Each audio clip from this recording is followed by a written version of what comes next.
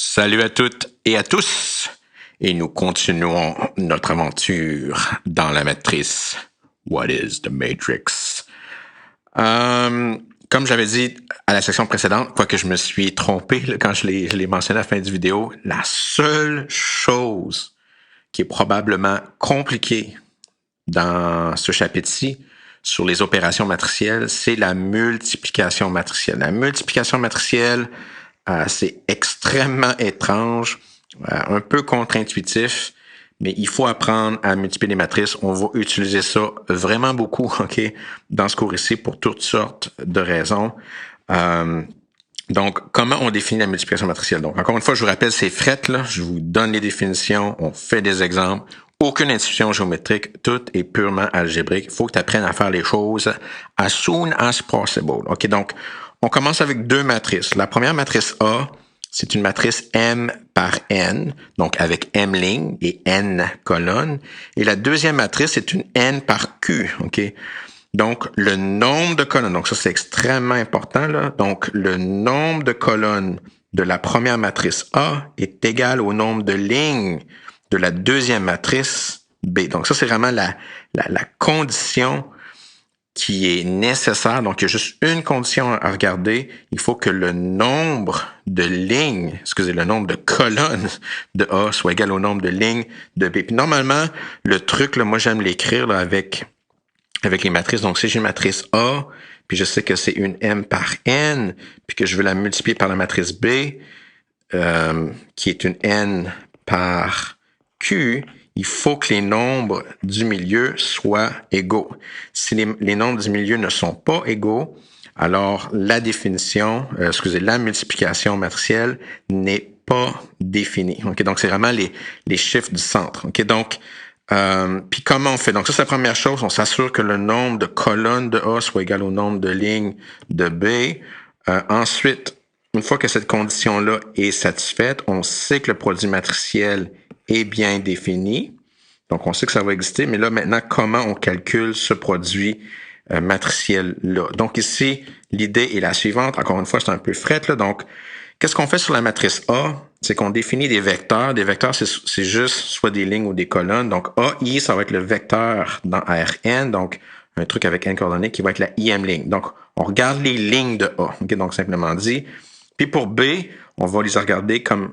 BJ, ça va être quoi? Ça va être un vecteur dans Rn qui va être la JM colonne.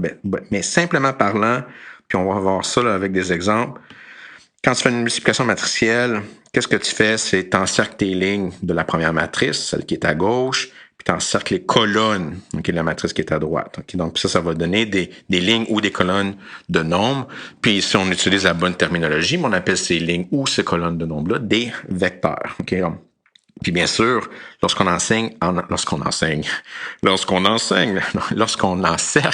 les lignes de A, puis lorsqu'on on encercle, les colonnes de B, ces lignes de A et ces colonnes de B vont avoir le même nombre de nombres, okay, qui va être N, okay, donc qui est la condition là, pour la multiplication matricielle. Donc, comment tu calcules le produit? Ben, le produit, ça va te donner une matrice C, puis la dimension de la matrice, ça va être N par Q. Puis encore une fois, ici, moi, j'aime utiliser ma petite analyse dimensionnelle. D'où est-ce que ça vient, le M par Q? Donc, il faut que les chiffres du centre soient les mêmes, puis les chiffres extérieurs te donnent la dimension, okay, du produit. Donc, M par Q, c'est le résultat du produit matriciel. Je vais avoir une boîte avec M ligne et Q colonne. Donc, c'est quoi l'entrée sur la ligne I et la colonne J? Mais qu'est-ce que tu dois faire? C'est que tu dois faire le produit scalaire entre la colonne I et, la ligne I de A et la colonne J de B. Donc, gros calcul ici, là. Donc, on a la formule qui est là. Honnêtement, je vais jamais utiliser cette formule-là. Qu'est-ce que moi je vais faire? C'est que je vais vous montrer des exemples. C'est pas intuitif la multiplication, mais une fois qu'on a une méthode pour le faire, c'est pas compliqué. Okay? Donc, souvenez-vous, si le nombre de colonnes de A n'est pas égal au nombre de lignes de B, automatiquement, la multiplication est non définie. Okay? Donc, comme j'ai dit, j'ai déjà mentionné le truc là, pour bien commencer une multiplication matricielle, c'est encercler les lignes de la matrice de gauche, donc typiquement A, et les colonnes de la matrice de droite, donc dans mon cas, la matrice B. Donc, la meilleure manière d'assimiler ça ou d'apprendre ces choses-là, c'est avec des exemples. Donc, on a deux matrices ci-dessous et on veut ensemble calculer le produit A fois B et B fois A. Donc, première chose à remarquer, c'est que la matrice A a deux lignes. Donc ici, j'ai deux lignes pour la matrice A. Donc, je vais les souligner. Donc, j'ai deux lignes, trois colonnes, mais je vais juste encercler les lignes. Donc, moi, je vais utiliser mon marqueur. Donc, A, c'est une matrice 2 par 3. La misère, excusez. Hein? Donc, A, c'est une matrice 2 par 3. Je vais utiliser sa dimension dans une seconde avant de multiplier. Puis la matrice B, elle, je vais encercler les colonnes. Donc ça, c'est une matrice qui a 3 lignes, mais 4 colonnes. Donc c'est une matrice 3 par 4. Donc B, c'est une matrice 3 par 4. Donc quand je fais le produit, donc qu'est-ce que je fais d'abord si je vérifie que les dimensions sont compatibles pour le produit? Donc A, c'est une matrice 2 par 3. B, c'est une matrice 3 par 4.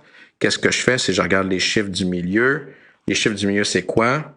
Bien, c'est 3. Puis ces deux chiffres-là sont égaux. Donc, je sais que le produit est défini. Non seulement ça, en utilisant les chiffres extérieurs, je sais que mon résultat va être une 2 par 4. Donc, whatever BS que tu vas faire, là, qui était mieux de finir avec une 2 par 4. Puis souvent, c'est la seule chose qu'on vous demande. On peut juste vous demander, hey, A, c'est une matrice 2 par 3, B, c'est une matrice 3 par 4. Est-ce que AB est défini? Si oui, donne la dimension. Donc, il y a un exercice comme ça qu'on va faire tantôt.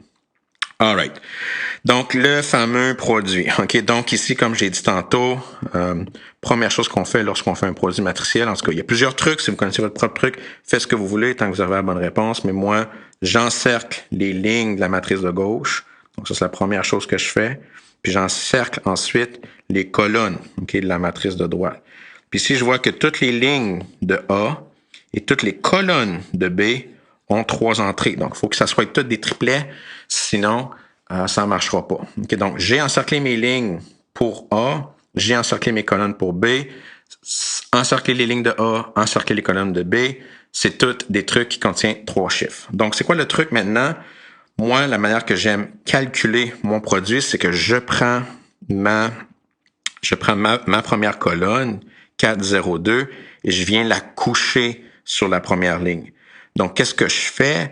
Mais je prends mon 402 et je la couche. Donc, je vais avoir 402, puis c'est là que les dimensions sont importantes. Donc, en couchant 402 sur la première ligne, le produit que je vais obtenir, donc le produit scalaire entre les deux vecteurs, la manière que je l'obtiens, mais c'est de la manière suivante. Donc ici, qu'est-ce que je fais? Je fais 1 fois 4 plus 2 fois 0 plus 4 fois 2. Donc, je suis juste le souligner en même temps que je le fais.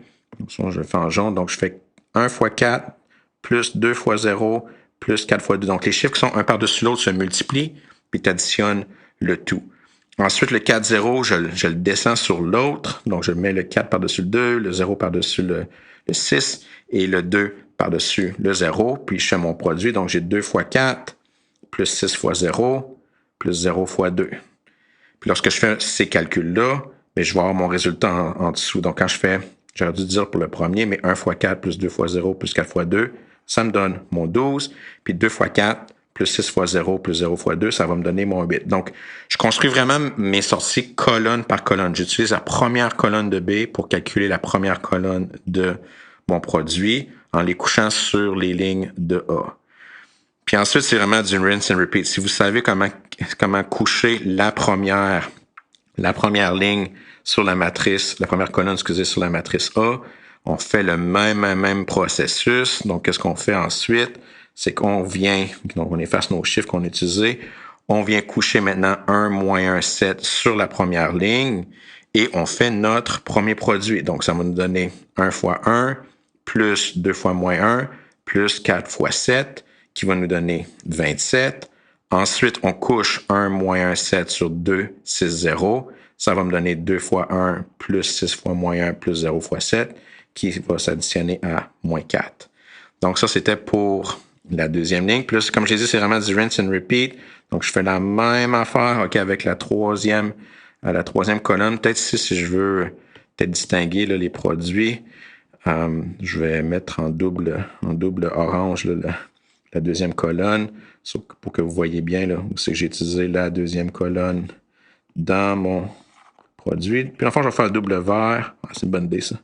Double vert pour la double. Ah, trip, pour que ça soit un peu plus foncé. Donc, si j'ai utilisé la deuxième ligne. OK. Donc, sur la deuxième ligne, j'utilise toujours la deuxième ligne. OK, here we go. Oups. Donc, juste pour distinguer les deux lignes, j'utilise du vert un petit peu plus foncé sur ma deuxième ligne. Puis, j'utilise du orange. Donc, pour ma troisième ligne, donc j'utilise maintenant ma troisième ligne. Donc, qu'est-ce que je viens faire? Je viens coucher 4, 3, 5 sur 1, 2, 4 et ensuite sur 2, 6, 0. Et je fais mon produit. Donc, je vais avoir 1 fois 4 plus 2 fois 3 plus 4 fois 5 qui va s'additionner à 30. Ensuite, j'ai 2 fois 4 plus 6 fois 3 plus 0 fois 5 qui va s'additionner à 26. Donc, finalement, pour la dernière colonne de B qui va me donner la dernière colonne de mon produit. Donc, si j'ai ma dernière colonne, donc je vais la mettre vraiment foncier. OK, donc, j'ai oublié de la faire tantôt. Juste être consistant dans mes trucs, là, donc, juste le mettre, so que vous voyez le voir, là. C'est un peu subtil, là, les couleurs, les couleurs, là, mais ça peut faire une différence. Tandis que je fais 1, 2, 3, 1, 2, 3, 1, 2, 3, 1, 2, 3, 1, 2, 3, 1, 2, 3. OK, anyways. So, donc, qu'est-ce que je viens faire ensuite? Donc, je viens coucher mon vecteur, ma colonne 3, 1, 2 sur 1, 2, 4. Puis, je viens aussi le coucher sur 2, 6, 0. Et je fais mon produit. Donc, pour la première ligne, je vais avoir 1 fois 3 plus 2 fois 1 plus 4 fois 2. Puis, finalement, je vais avoir 2 fois 3 plus 6 fois 1 plus 0 fois 2. Donc, ils vont me donner 13 et 12 respectivement. Puis là, je vois là, que mon résultat, OK, c'est une matrice qui a 2 lignes, 4 colonnes avec des entrées réelles. Donc, c'est beaucoup d'organisation. Les calculs eux-mêmes sont pas compliqués, mais il faut être bien organisé. Donc, moi, j'aime coucher les colonnes de la matrice de droite sur les lignes de la matrice de gauche. Si vous avez vu d'autres trucs, je m'en fous, OK, tant que vous le faites correctement. Donc, on vous demande aussi de calculer le produit entre A et B. Je vais vous montrer pourquoi que ce produit-là est non défini. La matrice B, c'est une matrice 3 par 4, tandis que A, c'est une matrice 2 par 3. Maintenant, les chiffres du centre ne sont plus égales. Donc, puisque les chiffres du centre ne sont plus égales, alors la matrice B fois A est non définie. Puis une remarque qui est importante, là, parce qu'on est habitué lorsqu'on fait un produit, si c'est 2 fois 5 ou 5 fois 2, ça donne la même chose. Ici, pour les matrices, c'est hautement non commutatif. Si tu calcules A fois B, tu obtiens une matrice 2 par 4, mais si tu calcules B fois A, c'est même pas défini. Donc ici, remarque, là, ben AB, c'est clairement pas égal à BA, parce qu'il y en a un qui est même pas défini. Okay? Donc c'est hautement non commutatif, la multiplication matricielle.